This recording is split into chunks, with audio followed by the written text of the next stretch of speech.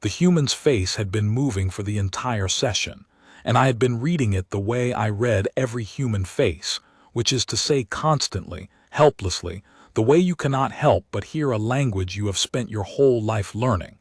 That is my function. I am the reader. Of the 9 who sit on the council of the Concord, 8 decide, and one watches the faces of those who come before us and tells the 8 what the faces mean. And for 30 years I had been the one who watched, and I was the best who had ever held the post. And I want you to understand that before I tell you what happened, because what happened could only have happened to someone who was very, very good at reading human faces. A poor reader would have missed it. A poor reader would have felt nothing, and the session would have ended, and everything would be different now. It was my skill that destroyed us. Remember that at the end when you are deciding whether to pity me. You must understand what it is the reader does, because the rest of the galaxy has a romantic idea of it, and the romantic idea is wrong. They imagine the reader as a kind of mind toucher, a being who reaches into the thoughts of the petitioner and draws out the truth. It is nothing so grand. I cannot touch a mind. No one can. The thing does not exist. What I can do, what I was bred and trained across a lifetime to do, is read the surface, the face, the body, the 1,000 involuntary signals that a living creature leaks without knowing it leaks them, the micro flickers and the held breaths and the small betrayals of muscle that no creature can fully suppress. Every species leaks. That is the foundation on which the entire post rests, the foundation on which, I came to understand far too late, the entire Concord rested. Every living thing that has ever come before the council has leaked its heart through its face, because a face is not a thing a creature controls. A face is a thing that happens to a creature, a weather system of the soul, and the reader is the one who has learned to forecast the weather. I had forecast 10,000 souls. I had sat in my seat at the edge of the rings and watched warlords and priests and the last desperate envoys of dying worlds, and I had read every one of them, the true thing beneath the performed thing, and I had never once been wrong in a way that mattered, and the 8 had come to rely on me the way you rely on the ground. And humans were the easiest of all to read, which is the bitterest part of what I have to tell you, the part that turns in me still. Humans leak more than any species the Concord ever encountered. Their faces are extraordinary, mobile past the point of decency, a constant flowing display of everything passing through them. A human cannot hide what it feels, not really, not from a trained eye, because the human face was built by their strange evolution to broadcast the inner state to other humans, to be read, to be a shared and open thing. For 30 years I had thought this made them weak. I had reported to the 8 many times that of all the species that came before us, the humans were the most transparent, the most readable, the easiest to know and therefore the easiest to manage, and the 8 had nodded, and we had all of us filed humanity under transparent, under readable, under known. I had built a 30-year certainty on the openness of the human face. I did not understand, until the one moment that mattered, that a creature whose face is always open has a weapon that a creature with a closed face can never have, which is the power to close it, that you cannot take away what was never given, but a creature that has given you everything, always openly, for the whole of your acquaintance, can take it all away in a single instant, and the taking will be the most violent thing you have ever felt precisely because you had come to depend on the giving. The human had come alone. This was already strange, and I logged it as strange, though the 8 did not ask me to. Petitioners to the Concord did not come alone. They came with retinues, with advisors, with the small, frightened entourages that the Concord assemble around themselves like reefs around a drowning thing. The human came alone, walked into the great pale chamber of the council on his own feet, and took the petitioner's place at the low center of the room where the light falls and the 9 seats rise around it in their pale ascending rings. And he stood there, one small soft creature beneath 9 of the oldest powers in the galaxy, and his face moved, and I read it, and at first there was nothing in it I had not read 1,000 times before.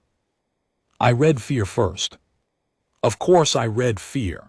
They all come in fear, the petitioners, and the human's fear was there in the ordinary places, the tightening at the eyes, the dryness he kept swallowing against, the particular human stillness that is not true stillness but the active holding down of a body that wants to flee. I told the 8, through the silent channel that runs from my seat to theirs, he is afraid, which reassured them because a petitioner who is afraid is a petitioner who understands his position, and the Concord likes to be understood. The first speaker, who sat at the apex of the rings, allowed herself the small satisfaction I had seen 10,000 times, the settling of a predator who has confirmed that the thing before her knows what she is. Good. Let the human be afraid. Fear was the proper shape of a petition. The human's petition was simple, and I will tell it to you plainly because its simplicity matters.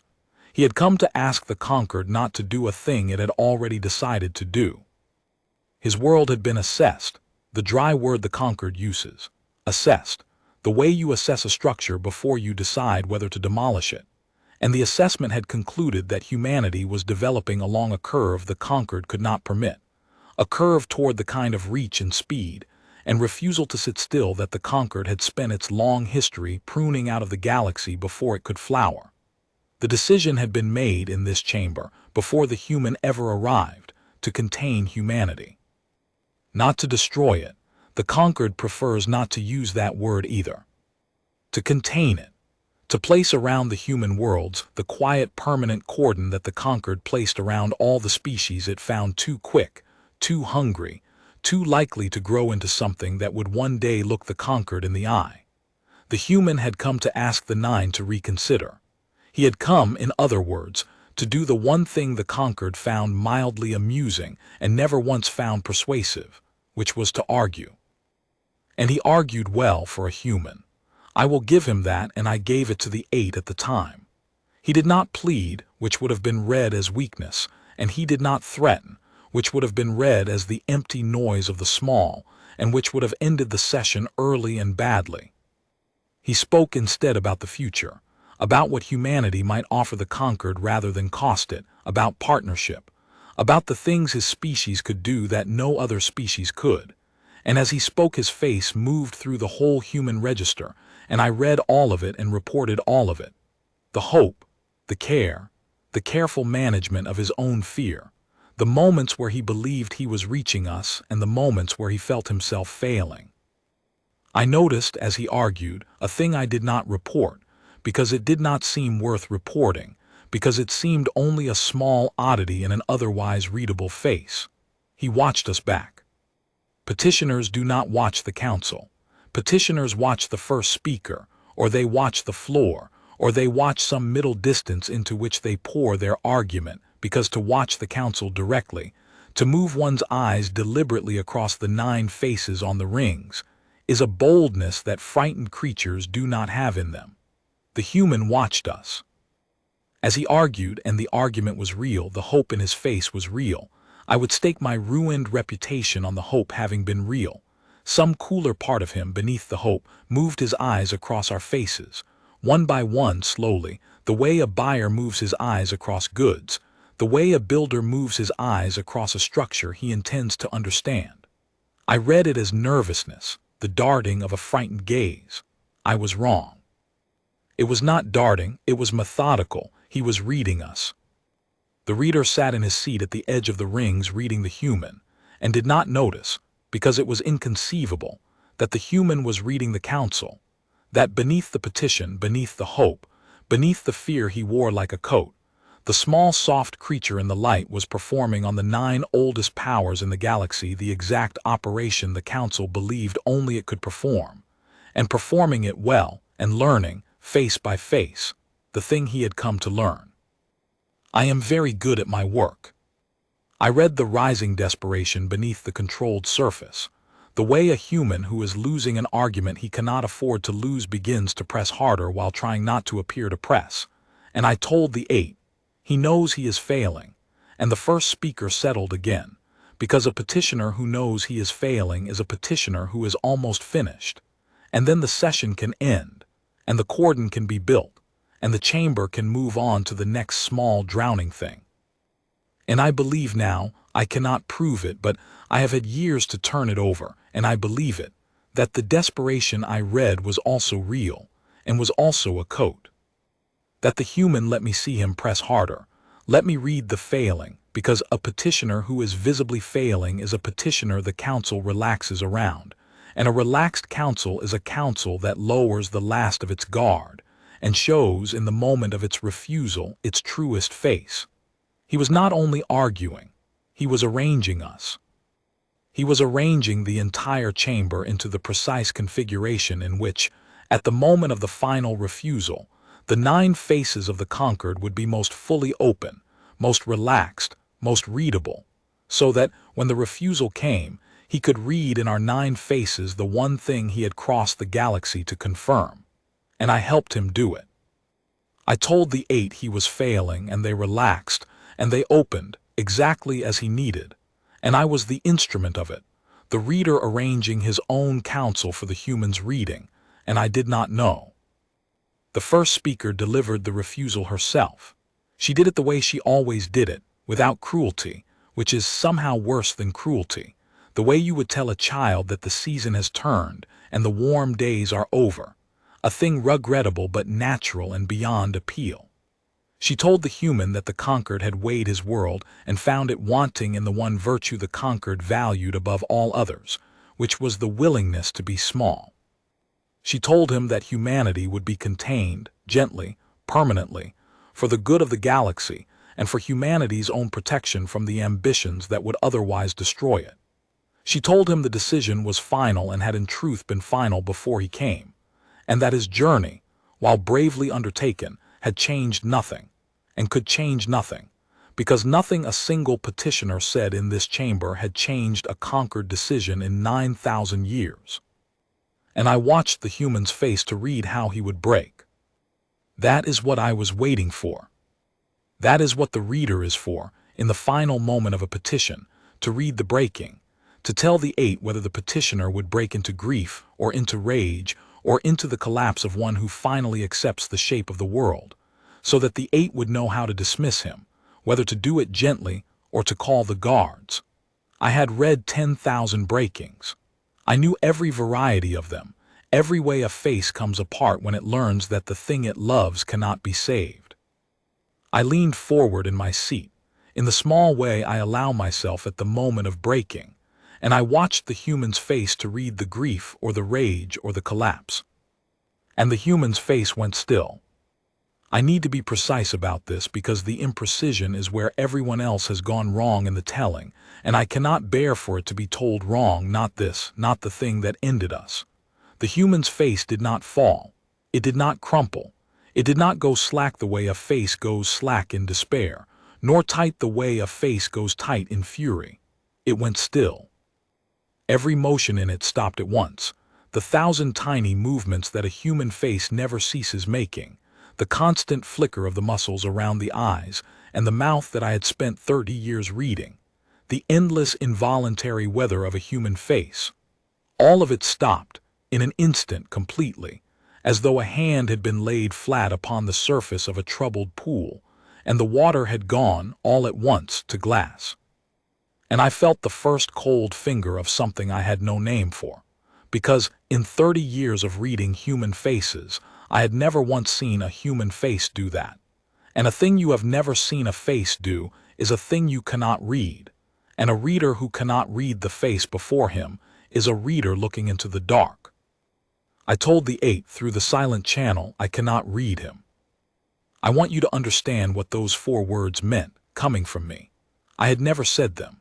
In 30 years I had never once told the council that I could not read a petitioner, because I could always read them. That was the entire reason I held the post. That was the whole of my value to the 9. The reader does not say I cannot read him any more than the load-bearing wall says I cannot bear the load.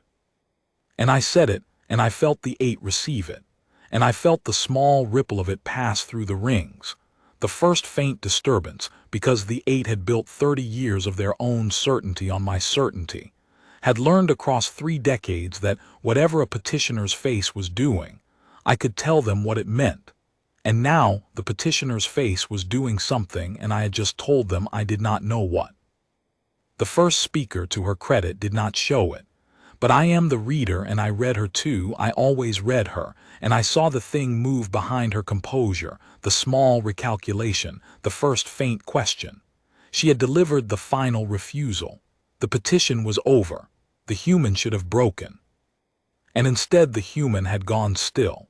And her reader, the instrument she had trusted for 30 years, had just told her that the instrument did not know what the stillness meant. She asked me, through the channel, the question she had never had to ask. What is he feeling? And I looked at the still human face, the glasspool face, the face that had stopped, and I did the thing that a reader must never do, which is guess. I had never guessed in 30 years. I had always known. And now I looked at the stillness, and I had nothing to read, no flicker, no weather, no tell, and so I reached past my training into the dark and I guessed, and my guess was the thing that began the panic, because my guess was this: I do not think he is feeling anything. I think he has stopped.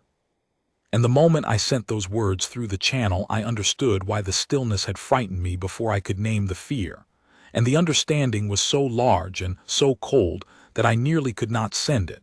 But I sent it, because it was my function, and my function was the only thing I had ever been. Every other petitioner who had ever come before this council, every one of the 10,000 I had read, had broken when they learned their world was lost. They had broken because breaking is what a creature does when it still believes, somewhere beneath the despair, that its grief might matter, that the display of its anguish might move the ones who hold the power, that there is still a relationship between the petitioner and the council in which feeling can be currency. Breaking is a thing you do towards someone. Breaking is the last argument, the wordless plea: I am in agony, see my agony, let it move you. Every breaking I had ever read had been, at its root, an appeal. The human had not broken because the human had stopped appealing. The stillness was not the absence of feeling. I had guessed wrong in the guessing and right in the fear.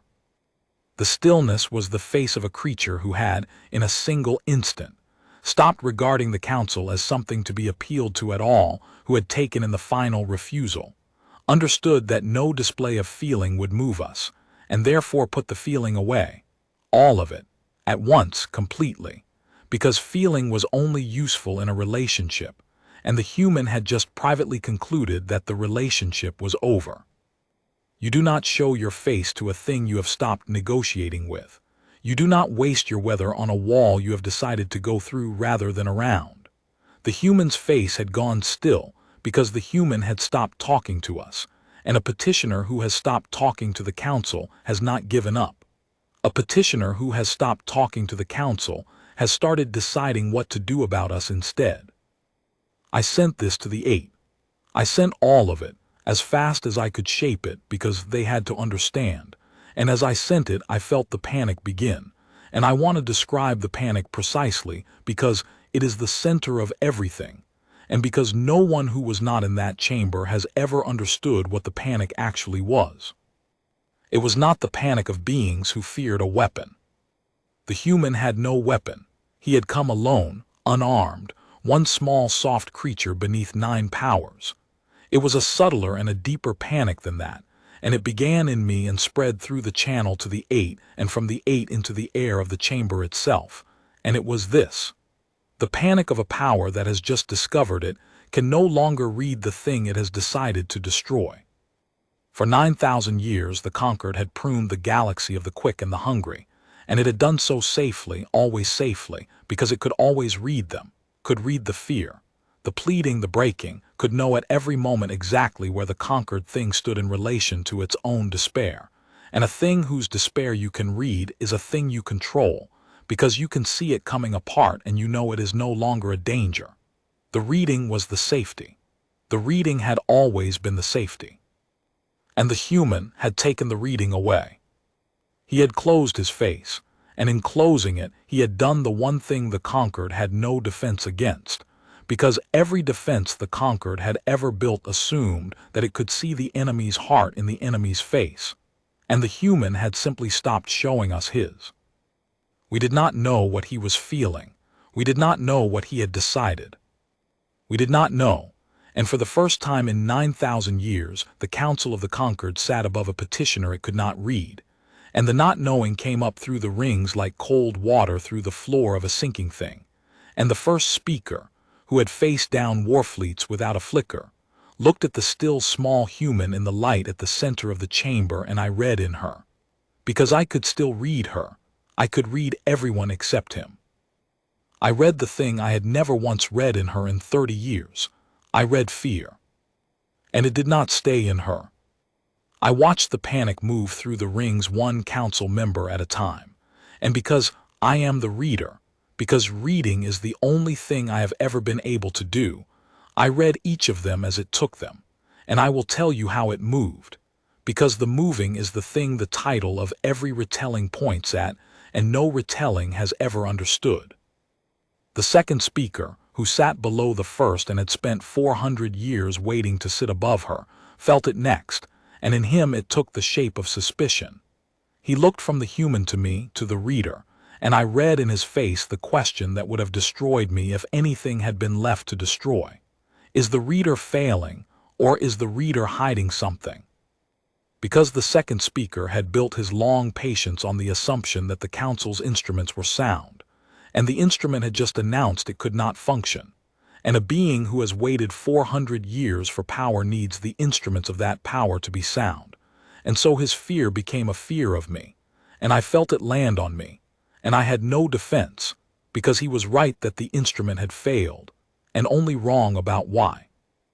The third and the fourth, who were old even by the standards of the council, felt it as something closer to memory, and this was the most frightening of all to read, because what I read in them was recognition. They had seen something like this before. Not in a human. There had never been a human like this, but in the long, deep records of the Concord, in the founding centuries that even the council does not speak of, there had apparently been a moment once, at the very beginning, when the Concord had not yet been the Concord, when it had been only a frightened thing among other frightened things. And I read in the two oldest faces on the rings the dawning horror of beings remembering that their empire had a beginning, and that a thing with a beginning can have an end, and that the end might look exactly like this, like a creature they had decided to rule simply declining, with a still face, to be ruled. The oldest members of the council were the ones who panicked deepest, because they were the only ones old enough to remember that the Concord's power had ever been anything other than permanent, and the human still face had reached back through 9,000 years and touched the old fear at the root of everything, the fear the Concord had spent its whole existence building height upon height to forget. And the others, the lesser five, felt it last and felt it simplest, felt it as the pure animal thing, the prey fear, the oldest signal in any nervous system, that the configuration of the room was wrong, that the small thing in the center was not behaving as small things behave, and that when a small thing stops behaving as small things behave, it is very often because it is not, in fact, small, and you have made a terrible error about what you are standing over.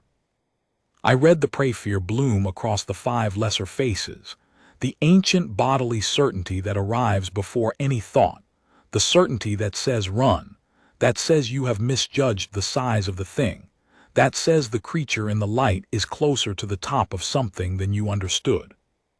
9 of the oldest powers in the galaxy, and I read the prey fear move across the faces of 5 of them, the fear of the hunted, in a chamber where the Concord had never once in 9,000 years been anything but the hunter. That was the panic. It was not one fear but 9, each council member meeting the human stillness with the particular terror their long life had prepared them for, and all 9 terrors had the same root, which I had named a moment before, and which I will name again because it is the whole of the thing. The human had stopped showing us his face, and a council whose every power flowed from reading faces had just gone blind in the one direction that mattered, and a blind hunter in a dark room is not a hunter. It is only a frightened thing that used to be able to see. And here is the part I have never told anyone, the part that is mine alone, the part I have carried in the years since like a stone I cannot set down. In the moment I read fear in the first speaker, I felt something I had not expected to feel, something that has no place in a reader, who is supposed only to read and never to take a side. I felt, watching the still human face that had stopped appealing to us, watching the panic spread through the 9 oldest powers in the galaxy because one small creature had closed his face, I felt awe. Not at his strength, he had no strength, at his decision. Because I understood, in that moment, what the human had understood a moment before, and it was the thing the Concord had spent 9,000 years making sure no conquered species ever understood, and the human had understood it in a single instant in the light at the center of the room. He had understood that the Council's power over him had never been in its fleets or its cordons. It had been in the relationship, in the fact that the Conquered kept appealing, kept showing their faces, kept treating the Conquered as something that could be moved, and in treating it so, granted it the role of the thing that decides. And the moment a creature stops appealing, the moment it closes its face and stops treating the Council as something to be moved, the Council's power over it simply ends, not because the creature has grown strong, but because power of that kind exists only in the looking, only in the relationship, only as long as the Conquered keep their faces open and turned upward in the hope of mercy. The human had closed his face. And in closing it, without a weapon, without an army, without raising his voice, he had stepped outside the only kind of power the Conquered had ever possessed. The first speaker tried to recover the relationship. I watched her try, and I read every motion of the trying, and it was the most frightening thing I saw that day, more frightening even than the human stillness, because it was the sight of the oldest power in the galaxy reaching for a thing that had just been taken away. She spoke to the human again. She did not have to. The petition was over, the refusal delivered. But she spoke again, and I understood why she spoke even as she may not have understood it herself. She was trying to make him answer. She was trying to make him show his face again, to reopen the relationship, to pull him back into the posture of the petitioner who appeals and is refused, because as long as he was appealing she was still the one who decides, and the moment he stopped she was only an old creature on a tall seat who had lost the ability to see the heart of the thing below her. She offered him, in a voice I had never heard her use, a softening of the terms, a consultation, a delay, a reconsideration of the timeline of the cordon. She offered the human, in the space of a few sentences, more than the Conquered had offered any petitioner in 9,000 years, and she offered it not out of mercy but out of need, the sudden desperate need to make the human open his face again, so that she could read him and be, once more, the one in control. And the human looked up at her, and he did not open his face. He held the stillness, the glass-pool stillness, and he let her offer hang in the air of the chamber unanswered, and the silence after her offer was the longest silence I have ever sat inside, because in that silence the entire council understood what I had understood a moment before, that the offer had been a confession. That by softening the terms, by reaching to reopen the relationship, the first speaker had admitted, in front of the 8 and in front of the human and in front of her own reader, that the human had taken something from her, that the power had shifted, that the still small creature in the light was no longer petitioning, and the 9 on the rings were no longer simply deciding. She had tried to buy back the relationship, and in trying to buy it she had proven it was gone. The human spoke once more, and it was the only thing he said after the stillness came over him, and I have spent the years since taking his few words apart and putting them back together, looking for the thread in them, and there is no thread in them, and that is what makes them the most frightening things I have ever heard. He did not raise his voice. His face stayed still. He said only, "You've misunderstood why I came. I didn't come to ask you to spare us. I came to see your faces when you decided not to. I have what I came for." And then he inclined his head, the small human gesture of leave-taking, the courtesy of a guest who is finished, and he turned, and he walked out of the chamber on his own feet, one small soft creature walking unhurried out from beneath 9 of the oldest powers in the galaxy, and not one of the 9 moved to stop him, because not one of the 9 knew what stopping him would mean, because not one of the 9 could read him. because he had closed his face and walked out of the only world in which the Concord had power, the world of open faces turned upward in appeal, and into a world the Concord could not see and had never imagined and did not know how to fight. The cordon was never built. I want to tell you it was stopped by a fleet, or a weapon, or some grand human reversal, because that is the kind of ending the Concord could have understood, the kind of ending that would have let the Nine go on believing that power is a thing of fleets and weapons. But there was no fleet. What happened was stranger and quieter and final. The human had come to see our faces when we decided to contain his species, and he had seen them, and he had taken back to humanity the one piece of information the Concord had spent 9,000 years making sure no species ever obtained, which was this: that the Concord's power was a thing of the looking, a thing of the relationship, a thing that existed only so long as the Concord kept their faces open and kept appealing. He had gone into the chamber to learn whether the Concord could be appealed to, and he had learned, in the final refusal, that it could not. And the moment he learned it, he had closed his face, and his closed face had told the whole council what no human army ever could have, which was that humanity had just stopped being a species that appeals. And a species that has stopped appealing cannot be ruled by a power whose only tool is the refusal of appeals. The Concord could refuse humanity 1,000 times and it would mean nothing, because humanity had stopped asking. The Concord could build its cordon and humanity would simply regard it, with a still closed face, as a thing to be gone through rather than appealed against. And the Concord, watching that still closed face, would never again know what humanity was feeling or thinking or deciding. And a power that cannot read its enemy is not a power at all. It is only an old thing on a tall seat, reaching down toward a creature it can no longer see, offering softer and softer terms to a face that will not open. They contained nothing. They could not contain a thing they could not read, and they could not read a thing that had stopped showing them its face. And within the year, the Concord that had pruned the galaxy for 9,000 years quietly stopped pruning, because it had lost the only sense it had ever truly possessed, the sense that let it know where the Concord stood in their own despair. And a gardener who has gone blind does not keep cutting. He sets down the blade, because he can no longer tell the flower from his own hand. I have wondered in the years since whether the human knew the whole of what he was doing, or whether he understood only the small near edge of it, and the rest unfolded beyond his sight the way consequences do. I have decided it does not matter, and the deciding has been a kind of peace. What he did was complete whether he saw all of it or not. He had crossed the galaxy to answer a single question, not can we be saved, which is the question every petitioner brings, but a colder and a wiser question, the question humanity had sent him to settle once and for all. Is this thing that rules us something that can be reasoned with, or is it only a wall wearing the mask of a council?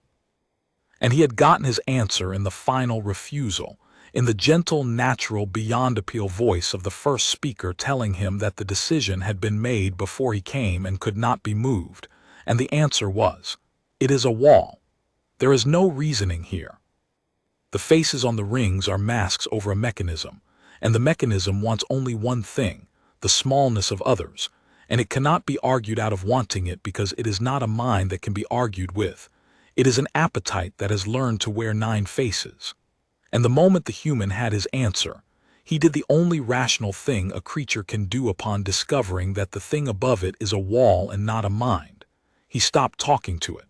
You do not argue with a wall. You do not show a wall your face.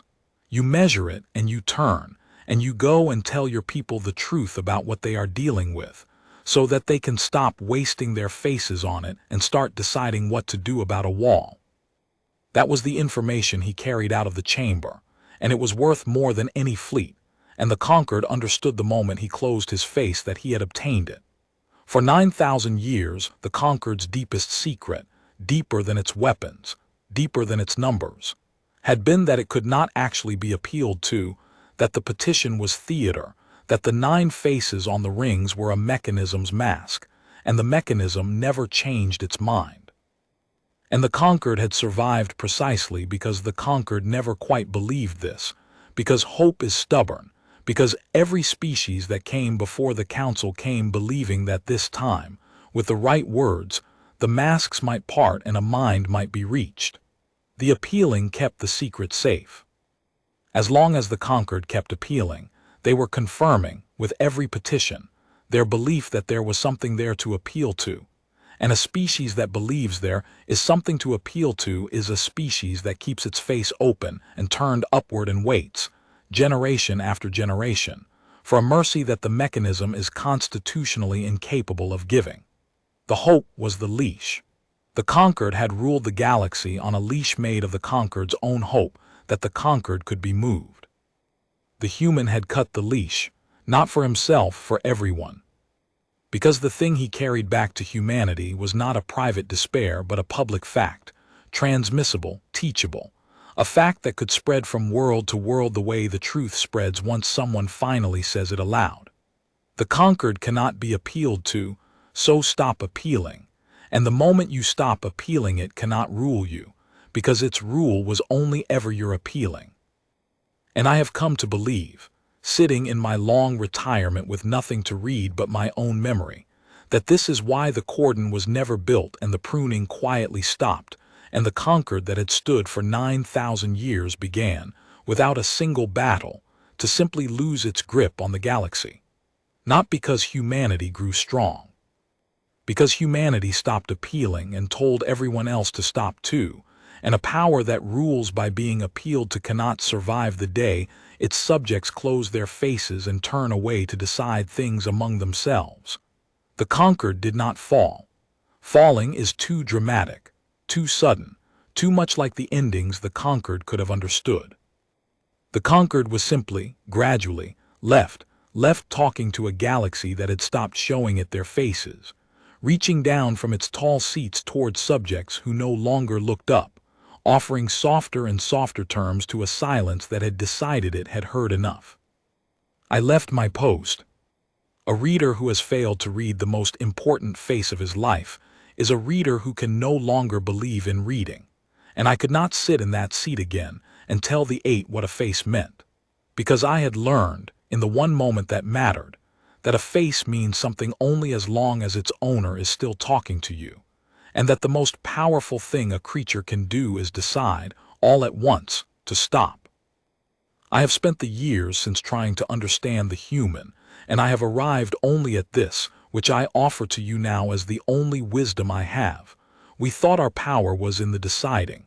It was never in the deciding. It was in the appealing.